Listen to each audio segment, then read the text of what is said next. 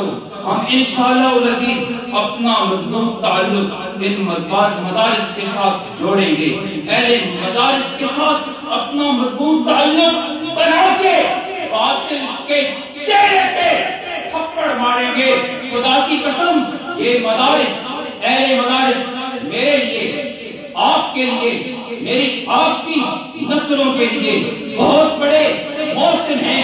دعا ہے رب ذوالجلال ہمیں مدارس اسلامیہ سے تعاون کرنے کی دامیں دینے سخنے ہر اعتبار سے توفیق نصیب فرمائے۔ ان علماء کرام کو، ان طلباء کرام کو قدر کی نگاہ سے دیکھا کرو، یہ اس معاشرے کا بہت بڑا سرمایہ ہے۔ اور میں کہا کرتا ہوں جب تک یہ معصوم کلیاں اس معاشرے میں ہیں، جن کے سینوں میں رب کا کلام محفوظ ہے، کہاں اس وقت تک خیر خیر اترتی رہے گی۔ اور جب یہ معصوم بچے نہ رہے، یہ دین پڑھنے والے نہ رہے، یہ دین پڑھانے والے نہ رہے، یہ معاشرے میں دینی مدارس نہ رہے، مسلمانوں یاد رکھنا میرا وجود بھی نہ رہے گا، آپ کا وجود بھی نہ رہے گا۔ دعا کرو اللہ رب ذوالجلال ہمیں مدارس کے ساتھ مساجد کے ساتھ، اہل مدارس کے ساتھ تعاون کرنے کی توفیق نصیب فرمائے۔ ہم نے تو دل جلا کے سر عام رکھ دیا، اب جو چاہے حاصل کرے تابانیاں۔ یہ پروگرام کی پہلی نشست تھی جو اپنے اختتام کو پہنچ رہی ہے۔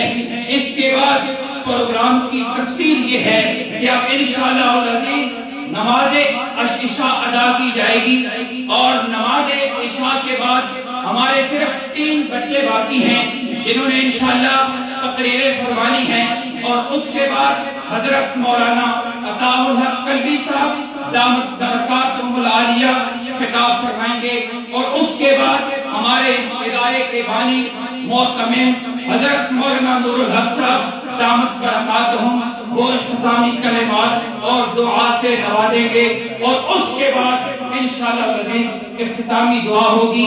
اس کے بعد آپ حضرات کے لیے کھانے کا بھی انتظام ہے، آپ ضرور تناول فرما کے جائیے گا۔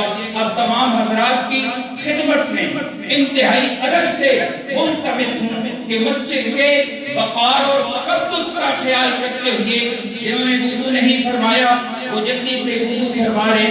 5 منٹ کے بعد انشاءاللہ العزیز عشاء کی نماز با جماعت ادا کی جائے گی۔ وآخر دعوانا الحمدللہ رب العالمین۔